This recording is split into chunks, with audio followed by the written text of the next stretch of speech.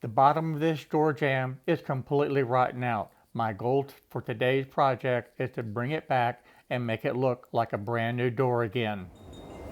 In the past, I have shown how to replace a door jamb such as this with a PVC to be able to prevent the rot. And I've done this with this size door, and I've also shown how to do that with the French doors or the double doors and be able to do the same thing. Well, one of the problems that I'm running into now is I'm not able to find the PVC any longer to be able to actually replace the doors. So since I'm not able to find the actual PVC door frames any longer, I'm going to show you just how to replace the bottom portion that has rotten and repair that to make it look brand new again. Now, will it last forever, such as the PVC? Well, probably not, but it's going to last a good 15-20 years, and that, quite frankly, is doable. And it's a lot easier process than taking out the whole entire frame and replacing the entire frame of the door. And yes, by the way, we do have a friendly dog next door that's wanting to join in to the conversation today. It's been over 2 years since I replaced the door jamb and the brick molding on this door, and it looks just as good today as it did 2 years ago when I replaced it.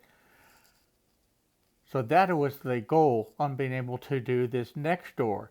But unfortunately, the door jambs are unavailable. I cannot find them at all in this market.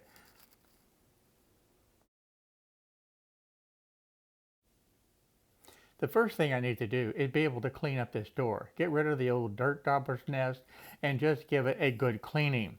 Now this door, quite frankly, is not used a whole lot, but it does need a complete facelift. And this portion down at the bottom, it is rotten all the way through, and it just needs to be replaced. But I don't want to replace the whole jamb. I'm only going to replace the bottom portion on each side. Now I also had an extra little piece of wood right here. That little piece of wood was actually there to prevent the dog from scratching and tearing up the weather stripping, and that worked extremely well. Unfortunately, we no longer have that dog, and I'm going to remove that piece as well and replace all of this rotten wood.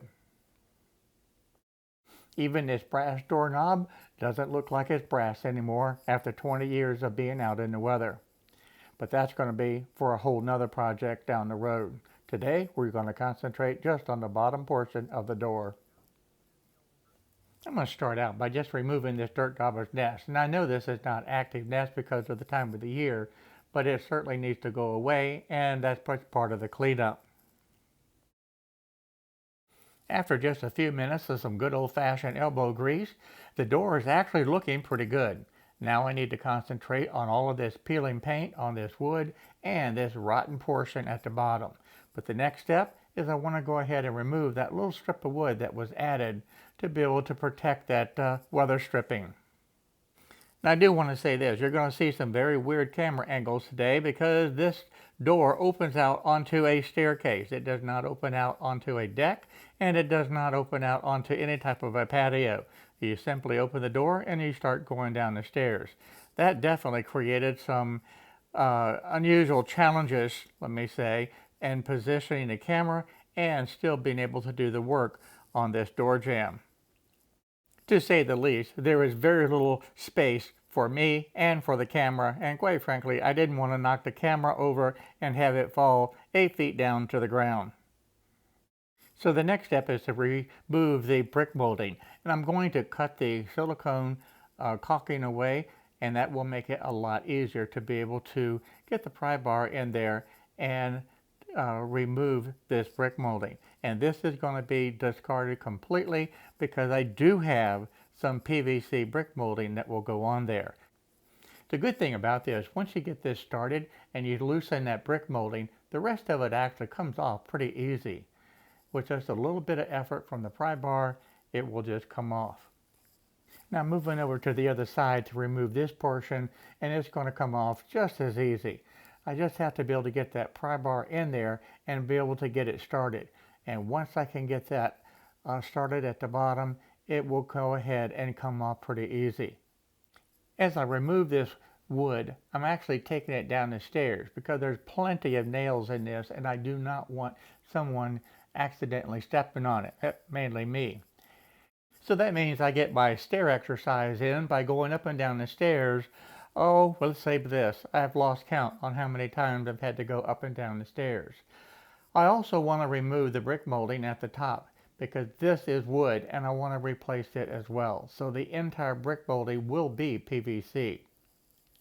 And that, quite frankly, will help to protect the door jamb itself. And you can see how easy it is to be able to get this removed. Just once you get it started, the rest of it comes out, and you can see those long nails that you have to be very careful with. The next step is to remove all of the weather stripping. Now there's 3 pieces. Of course, there's one on the left and on the right, and of course there's one at the top. It's important to be able to remove this carefully and not damage it because I will be reusing the weather stripping. So I'm just going to remove it and set it aside. And of course I'm going to clean it before reinstalling this weather stripping. After removing the brick molding, I noticed that some of the nails did not come out. They stayed in this frame. I need to be able to remove these. Again, this is for safety. I do not want to get cut with one of these nails. Plus, I can't put the new brick molding on with these in here. So I need to be able to take just a minute and go around and make sure that there are no nails left in this door jamb. And it looks like there's about a half a dozen of them that need to be removed. With all the nails removed, I'm going to take a putty knife and I'm going to scrape off all of the old caulking, loose paint, and get all of the loose debris off of the door jamb that I can. And the putty knife is the best way to start with that. Then I'll follow up with the sandpaper and of course clean it really well.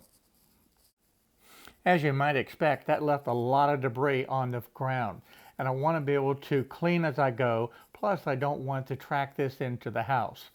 So I'm going to grab the vacuum cleaner and clean up all of this debris now, and I'll be doing that throughout this whole process, cleaning as you go to be able to keep the work area as clean as possible.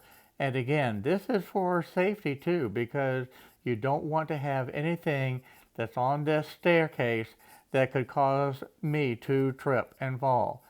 Definitely don't want that.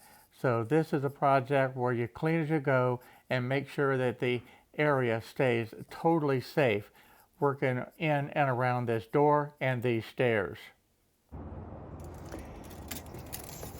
Now this is all solid wood still. It's only rotten up to about here.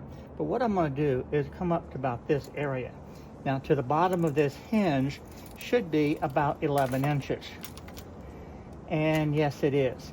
So I can come up about 9.5 inches and cut that off right there and then replace this bottom portion. And I'll do the exact same thing on this side. I'll cut that off at about 9.5 inches. I'm going to take the pencil and mark the 9.5 inches at several different points. I don't want to remove the door. Again, I'm trying to do as little work as possible, and I can do this without removing the door. And that may be an advantage to some of you, or in some cases you guys may want to remove the door. But for me, the door stays in place, and I want to be able to show you that it easily can be done. And I'm going to take the speed square and I'll mark my first line right here on the front part of this door jamb. And then for the second part, I got a little trick I'll show you. Because the speed square is not going to fit into that area. But what I can do is just take a nice square piece of wood and set it right in there and be able to draw the line. And that will still give me a perfectly straight square line to be able to use as my cut line. I want to be able to use this saw to be able to cut this, but the challenge is to be able to get it where you're cutting it square. Well, the simplest way to do that is just get a little block of wood and be able to put right here, and then I can actually cut that square. And that's going to be very important to be able to fit the new piece in so that it fits in here nice and flush and square to our cut line. So I'll use this as a guide to be able to make the cut. This simple little block of wood works extremely well. It keeps the saw blade level and plumb, and it makes a nice, good square cut. The nice thing about this, you don't have any special tools that are necessary. Because if you did have some kind of a special tool, you'd have to worry about cutting that tool with your saw, and you don't want that. A scrap block that's nice and square is all that you need. Now once you get this cut basically all the way through, you can really get rid of the block of wood because the wood itself of the door jamb is going to maintain the level position that you need. So to be able to finish up this cut, to make sure that it's cut all the way through, I can drop the block out of the way and just double check all the way across from the front to the back on this cut line to make sure that it's cut all the way through. And then it's back to the pry bar to be able to pry that piece of wood out. And yeah, there'll be a couple of nails that we're going to have to deal with, but we'll pry this out, and that way the jamb on the top is completely left intact, and this bottom rotten portion will be completely removed. Of course, I'll move over to the other side and repeat the process. And I'm very happy with how this little block of wood worked, and I hope that you'll consider that if you ever need to do a cut similar to this. Just a simple block of wood is all that's necessary to be able to keep your saw straight. And once completed, we'll do the same thing. Just pull out that rotten wood, we'll discard that, and we're ready to now clean up again and get ready to install the new pieces. In keeping with using the tape measure as little as possible, I'm going to take the new piece of wood that's going to go into this bottom portion, and I'm going to place it right down at the bottom where it needs to be, and then I can take the pencil and mark exactly where it needs to be cut. So with that in position, exactly the way I want it, I'll just simply mark that line right there, and that gives me my cut line. At the table saw, I'll just line it up and bake the cut. And I'm using the miter gauge to be able to support the piece of material to be able to make that cut. I need to cut this angle for the threshold. That threshold actually slips right in under this, and this is the actual waste material that needs to be cut away. And I'm using the same technique as I used before, just a little block of wood to be able to make sure that I make a good, nice, straight cut. And this takes just a matter of seconds to be able to cut this waste material out. And that way the threshold will be able to slide right in underneath this portion of the wood. To make this second cut, I don't need to have the block of wood. This actual material itself is plenty of support that I need to be able to make a nice square cut. And this only takes just a second to be able to cut. And if I need to make any cleanup, I can just come back and clean it up to remove all of the material that I need. But this is going to work out really, really well. I'll test fit both pieces on the left and the right side to make sure that they will fit in there. And I want to be able to make sure that the height is correct, that it'll fit in nice and straight all the way down to the ground level. And I want to make sure that that threshold angle is cut correct. The brick molding that I'm going to be using is PVC. So this is all plastic. It'll never rot. So I'm going to put that all the way around. Unfortunately, I really wish the door jambs were available in my area to be able to put those as PVC. And I don't know why they discontinued them. But at least I have the brick molding that is all PVC, and I'll be putting that in.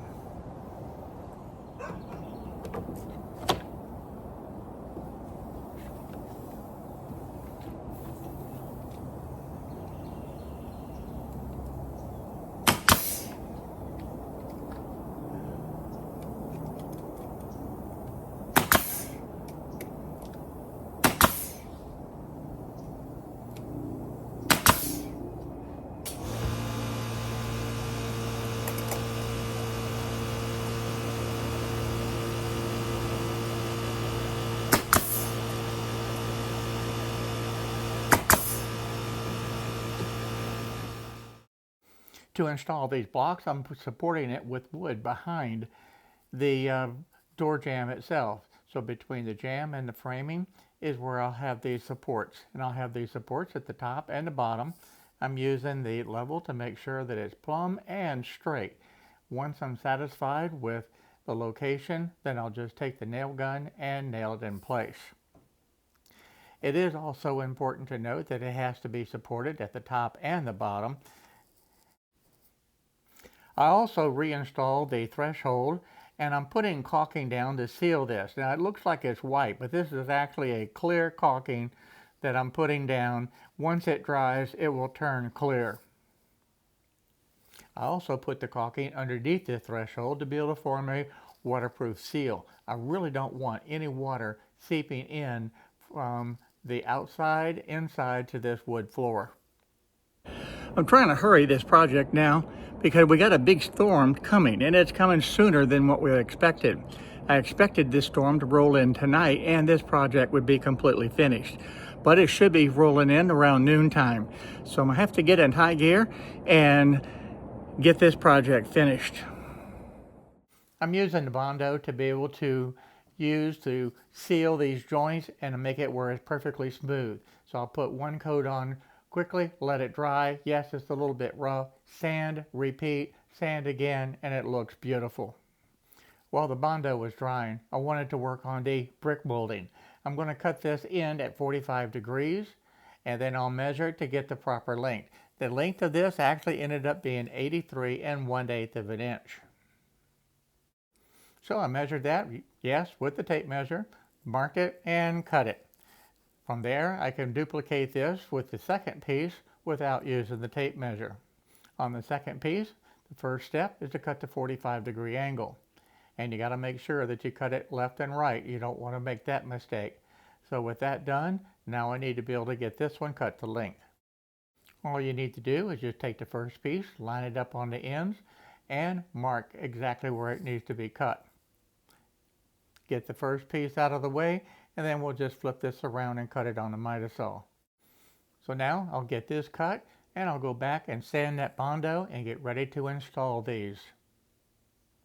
So here's a look at the finished project, and it looks really good. I'm very happy with how this turned out, and hopefully this will last another 20-30 years before something else happens and I need to be able to do this again. Or heck, maybe not. I'll be about 90 years old if that's the case. Well, I managed to beat the rain.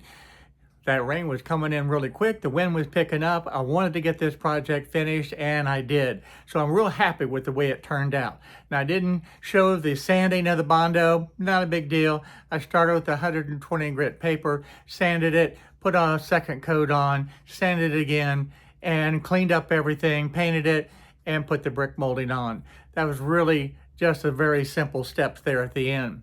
But I'm really happy with how it turned out, and I think you'll agree that it looks almost perfect.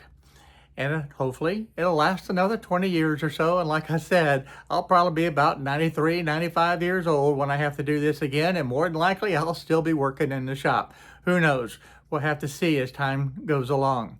But for now, I hope that you enjoyed this video, and if you did, give me a thumbs up, and don't forget, subscribe right down there below, and I look forward to seeing you in the next video. And by the way, take a look at the videos right up here, some more home repair projects that you might be able to find really interesting. So for now, bye-bye everyone. See you real soon.